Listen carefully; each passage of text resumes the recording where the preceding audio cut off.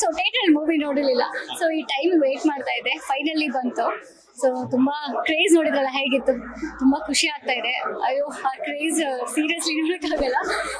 V miss you sir. Yeah ಹೌದೌದು. ಇಲ್ಲ, ಅಪ್ಪು ಎಲ್ಲಿ ಹೋಗಿಲ್ಲ, ಇನ್ನೂ ಇಲ್ಲೇ ಇದ್ದಾರೆ. ಸೊ ಇವತ್ತೇ ಗೊತ್ತಾಯ್ತು ಅವ್ರು ಹೇಗೆ ಅಂತ. So Ashwin ma'am happy birthday and Appu sir we miss you.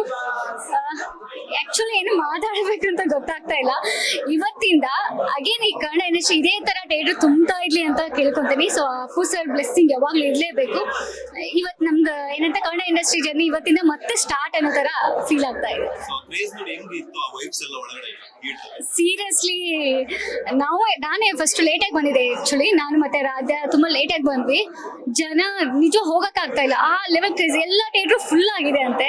So happy ಆಗಿದ್ದೇವೆ. ಸೊ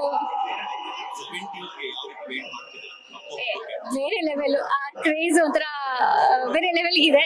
ಸೊ ನಾವು ಸೆಲೆಬ್ರೇಷನ್ ಮಾಡ್ತಾ ಇದ್ದೇವೆ. ಅಗೇನ್ ಇದೇ ಥರನೇ ನೆಕ್ಸ್ಟ್ ಅಭಿ ಮೂವಿನೂ ಬರಲಿ. ಸೊ ಕಾಯ್ತಾ ಇದ್ದೇವೆ ನೆಕ್ಸ್ಟ್ ಮೂವಿ ನೋಡೋಕ್ಕೆ. ನಂಗೆ ಅಭಿಗೆ ವೇಟ್ ಮಾಡ್ತಾ ಇದ್ದೀನಿ. ನೆಕ್ಸ್ಟ್ ನಮ್ಮ ಕಾಂಬಿನೇಷನ್ ವೇಟ್ ಮಾಡ್ತಾ ಇದ್ದೀನಿ. ಸೊ ಅಭಿ ಮೂವಿ ಬಂದರೆ I am happy. Thank you so much.